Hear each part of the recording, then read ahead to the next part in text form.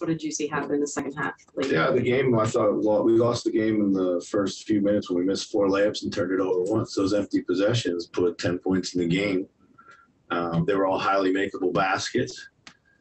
We were 18 for 41 in the paint, and they were 24 for 30. And a lot of those misses, there was a couple that Gobert affected for sure, but they were just highly makeable misses that we missed in and around the rim.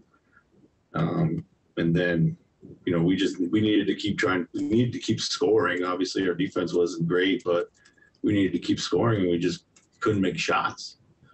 So yeah, that's kind of where it was for me.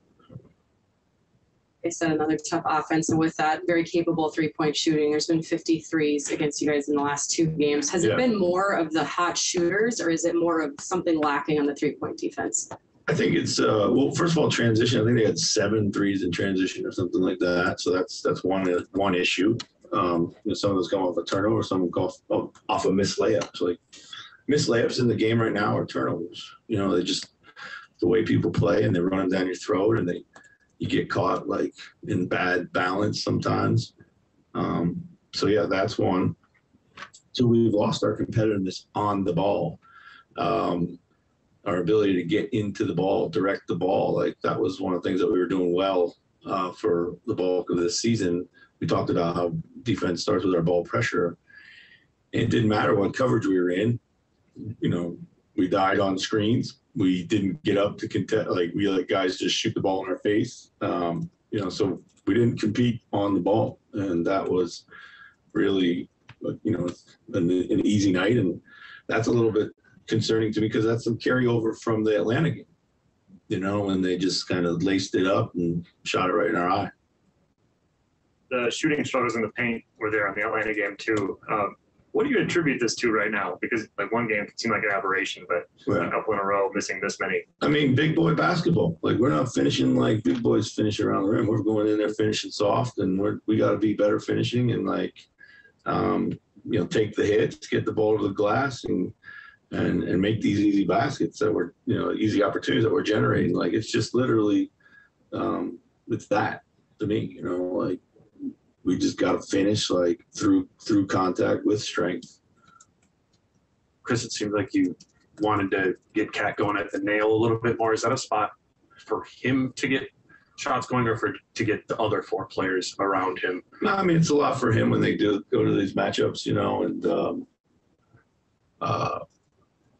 was good for us. And I thought he missed a couple layups. He just backed down his way there. And, when they, put the small on him, and it's hard to double him there for sure. So, I mean, Gobert stands in the lane all night long, not a single 3-second defense. We're trying to maybe force one of those too, but yeah.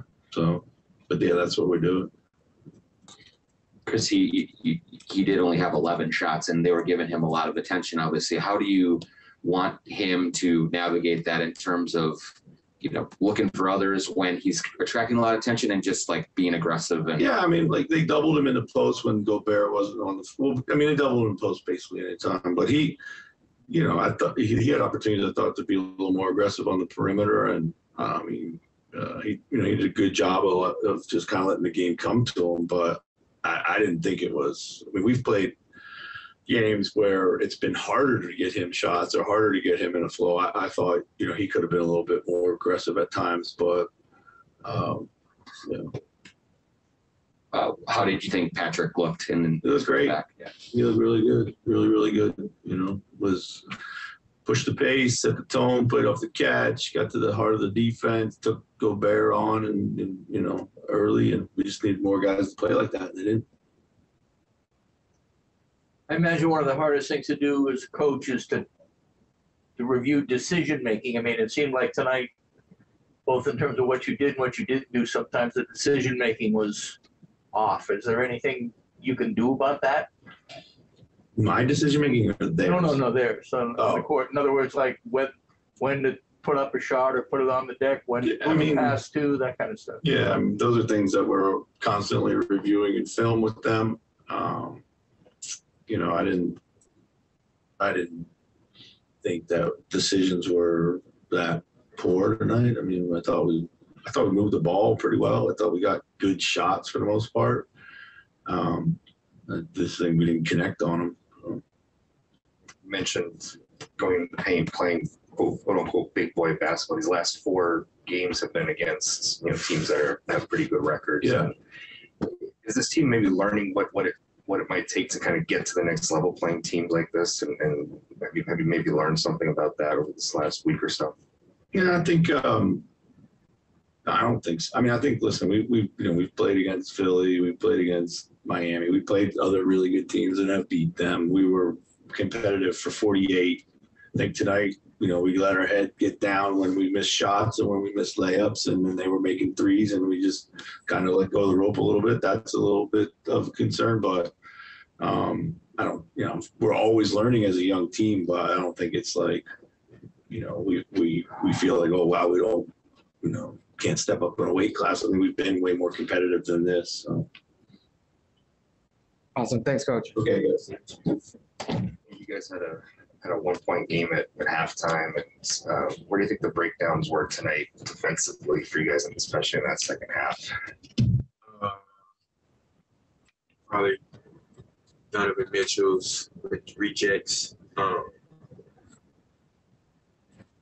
They was just getting wild open threes in the second half. Like, just while we was turning it over, missing layups. We missed a lot of layups, easy layups.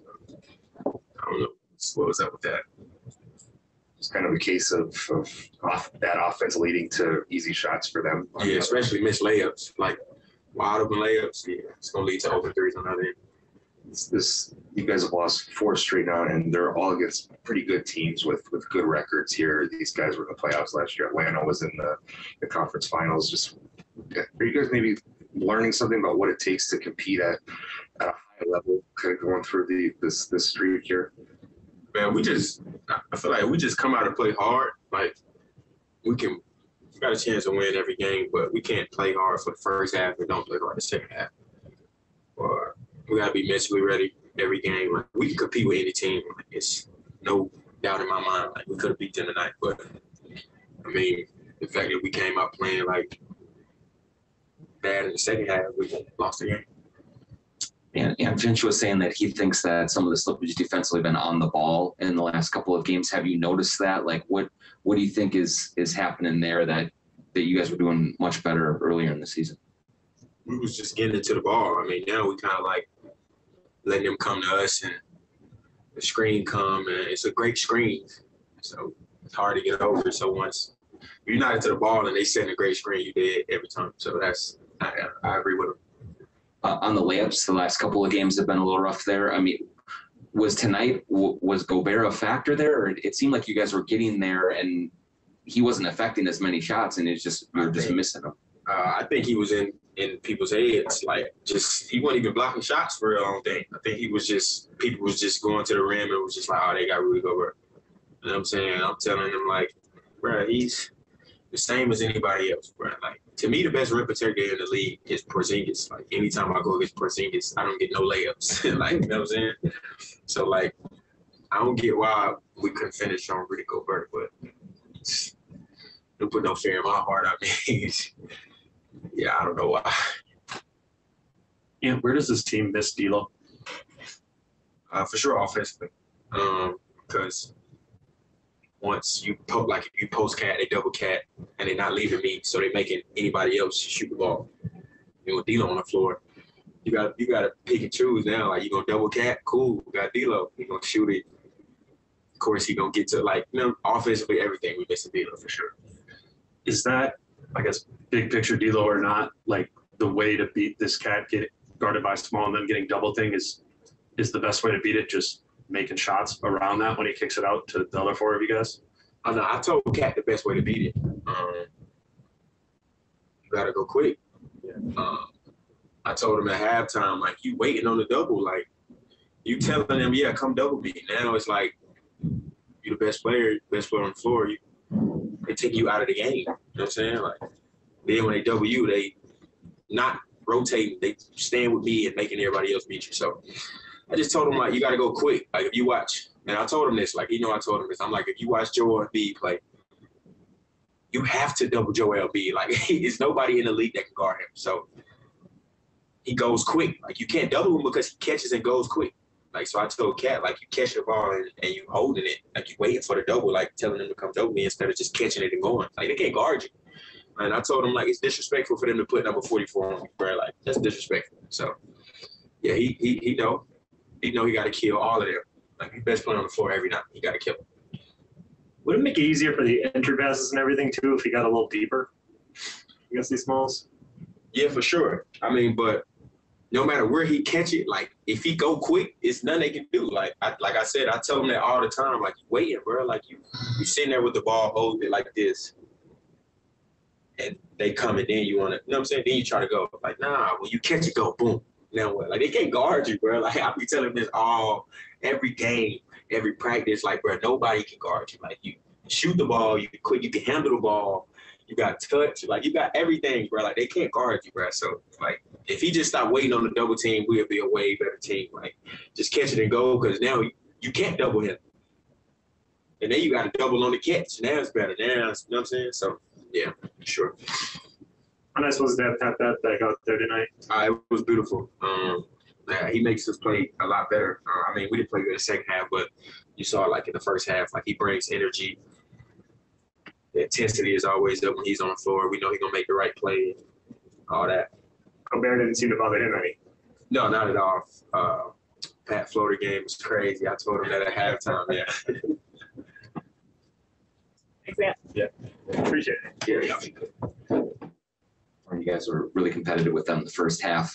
Coach Finch was saying how he's seen some slippage from a competitive standpoint on defense this game and maybe even last game. Are you seeing that and feeling that out there? Do you think there's some kind of regrouping that needs to be done right now?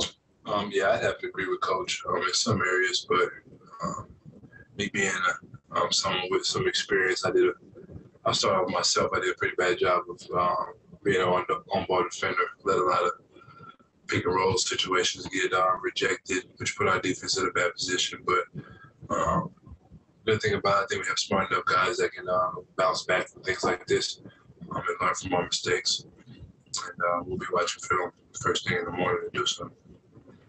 Obviously, a tough assignment with Donovan, like just the way that he can get to the rim and finish. Is how much pressure was he putting on your defense, and then either with the finishes or driving kicks and the open threes that they were getting?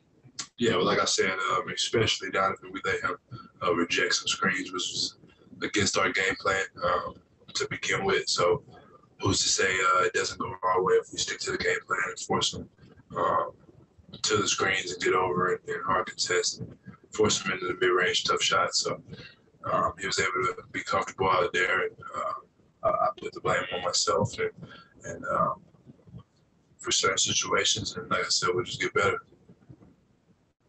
2 straight games now where you guys have been below 50% on shots in the paint. What do you think that's a product of, and can that be a little bit demoralizing? Yeah, it can be if you allow it to, but that's just focus, in my opinion. We've been making layups and floaters and paying shots since we were kiddos, so I feel like that's just a focused mentality and just coming in ready, practicing on the shots you know you're getting the game and being ready to put them through the hoop.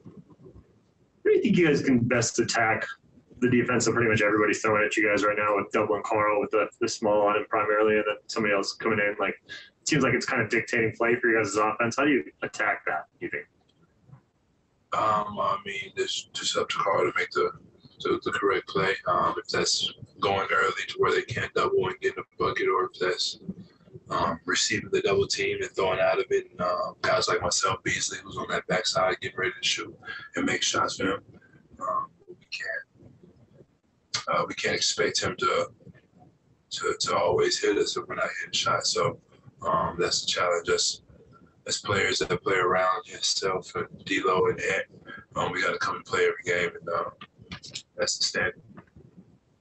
Torian, this defensive scheme has led to a lot of success for you guys this season. I think it's probably something that teams now know is coming, the way you guys are guarding that high wall sort of way. When the opponent knows it's coming, how do you keep the defense effective in that sort of way? Is it just better execution on your guys' part, or more decisive execution? How do you keep the defense working? To answer your question, I think it's better execution. Like I said, I gave up rejects when I'm supposed to get to the ball and force it over the screen. We've hurt ourselves in a lot of situations. I don't think. I mean, everybody knows everybody's defense. This is a copycat league, so I mean, it's nothing that nobody hasn't seen. I think if we just do what we're supposed to do and execute the actual game plan instead of trying to worry about switching stuff up and doing anything different. I think if we do what we're supposed to do at a high level, like you said, it's brought us success. So when we do it, so we just got to continue to be as consistent as possible with it.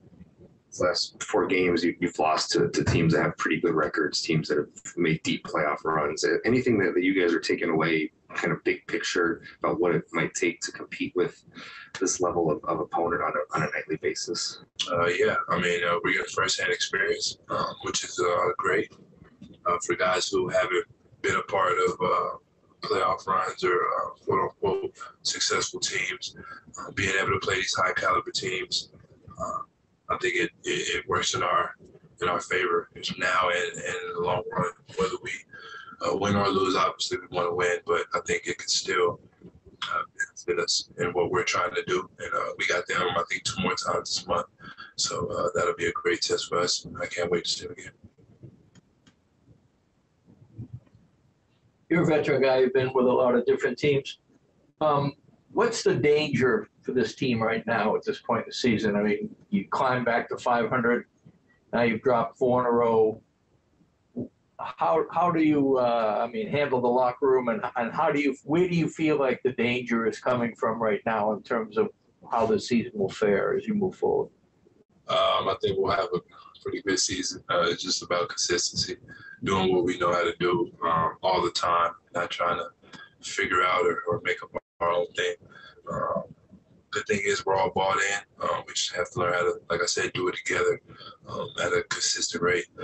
Do you think? Not to mention our point guard's been out a few games. McDaniels has been out a few games until last game. Patrick Beverly is his first game back. And that's not excuses. That's just to say, right, when we're all together and we do what we do best, and we're a hard team to beat. We know that. So we got guys that are stepping up and getting ready to play, knowing that they're going to get their time. So it's just all about next man up mentality. Do you think the decision making and the cohesion sticking to the system is happening through this? It's just I think it's 100% happened. I mean, it happened in training camp. It's like I said, it's just right now. It's just all about doing it at a consistent rate at a high level. Locker room is. There's nothing wrong with the locker room. We'd have you laughing if you were in there. We don't let losses change who we are. We know who we are, and we know what we're trying to do. So we got to stay focused and continue on. Thanks, Trey. Thank you. Hang on, we have one more on the Zoom. Jim, go ahead. Just on that first quarter, Donovan Mitchell came out firing with 17 points in that first quarter. You managed to curb his influence there in the second quarter. What did you sort of say in terms of that timeout in between both quarters, really, to try and get to grips with Donovan and try and slow him down? What caliber of player he is, we knew that coming in. I've stated it a few times. Part of the reason he was getting going was because of his ability to reject screens in a pick and roll. And then once you do that, there's really no help on the back end. So he was able to get down, get layups. And I mean, for anybody, I really don't care who you are, if you're in the NBA, if you get layups at the rim, your rhythm starts to pick up a lot quicker than it would if you weren't. So we adjusted in the second quarter, and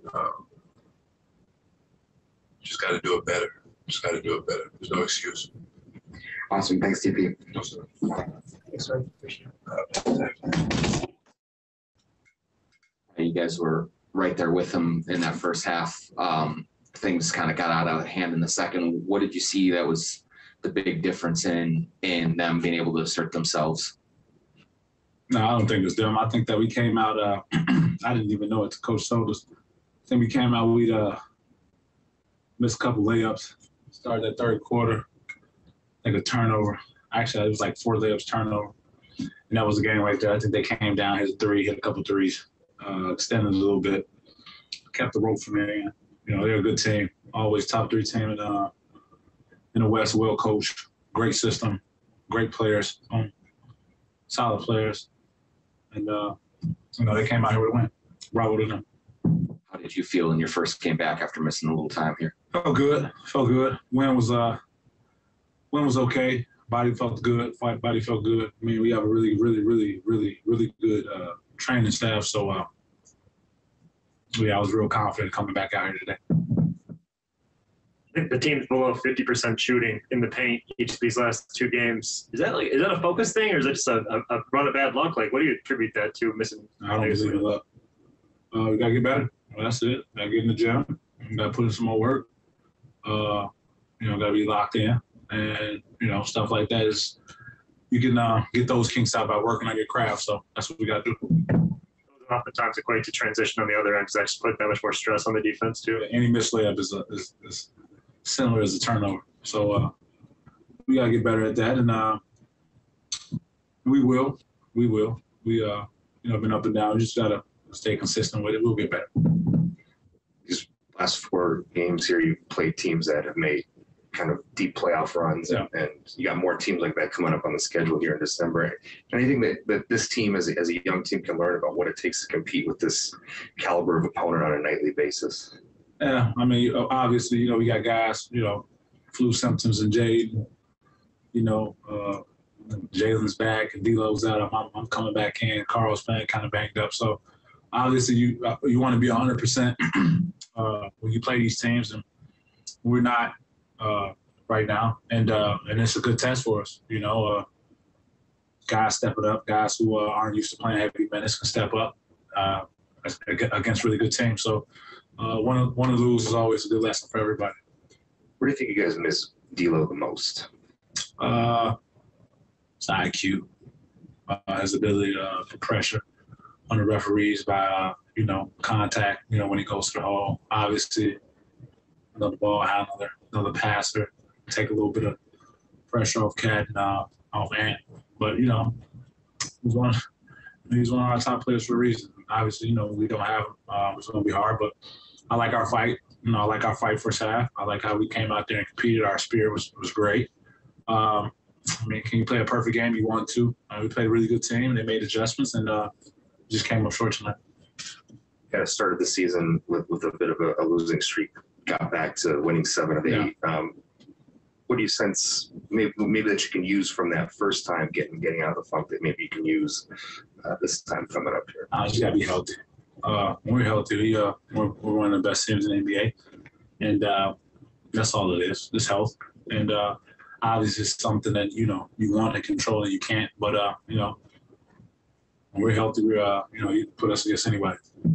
You know, look defensively where teams are putting a small on Carl and bringing over the second big to double a lot. When you guys are having success against that, what's happening? Like, how are you successfully attacking that when it's going well? I mean, I don't know. You know, it's a great game plan by the coach, his coaching staff. You know, but, you know, if I'm Defensive Player of the Year, I'm always guarding the best player no matter what. I'm not roaming. I'm not guarding, you know, and there's no discredit to Royce O'Neal or any of the others on their team. But, you know, if I'm Defensive Player of the Year, I'm not guarding Royce O'Neal. I'm guarding Mike Conley. I'm guarding Donovan Mitchell. I'm guarding Bogdanovic. You know, you got Rudy Gobert out there guarding Vanderbilt, you know, and you tell me he's a Defensive Player of the Year, so whatever. A lot of teams are doing that to you guys defensively. Like, what's the way to make them pay? Just play fast. Obviously, you know, that's the only thing that we kind of struggle with. And it's something that we'll get used to. You know, this won't be the last time we'll see it. Putting a small on Cat and double, and, you know, got the roamer big. You know, from that, it's all about offensive rebounding from the other position and trying to get some easy buckets from that. But, you know, I don't think that's what I didn't think that gave us problems at all today. I just think that, you know, we missed a couple shots early in the second half, and led out to some early transition trades from him. We'll go last question to Jim on the Zoom. Hi, Pat. Pat, there was an incident there at halftime where Anthony had a shot went up in the air, and obviously there was an incident there with Rudy Gobert as well. Did that sort of upset your momentum going into that second half? What was the question? I'm sorry. There No, was the And Rudy spilled water on the floor, hand hit the three. I mean, I was so locked in the game. I didn't kind of know what was going on. I didn't, last time I checked, I don't think you can kind of spill water on the floor. I don't know. Tough play. Thanks, Pat. That's not pretty next.